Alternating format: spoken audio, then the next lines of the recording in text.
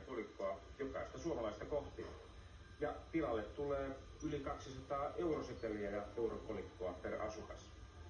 Vaihtoviikkojen suurin riskiryhmä ovat vanhukset. No kolikot kannattaa viedä hyvissä ajoin, jotta niistä pääsee eroon, tai sitten käyttää ne kaupassa normaali tapaan. Seteleiden osalta ei niinkään kiirettä. Jos niitä on suurempia määriä, niin kannattaa varata aikaa hiukan selvästi vuodenvaihteen jälkeen. Miksi niin? No, pankeissa on luultavasti jonoa heti vuoden alusta ja sinne on turha lähteä. Ja toisaalta taas, jos on merkittävämpiä määriä, niin se on ehkä jonkinlainen turvallisuusriski, jos niiden rahojen kanssa liikkuu.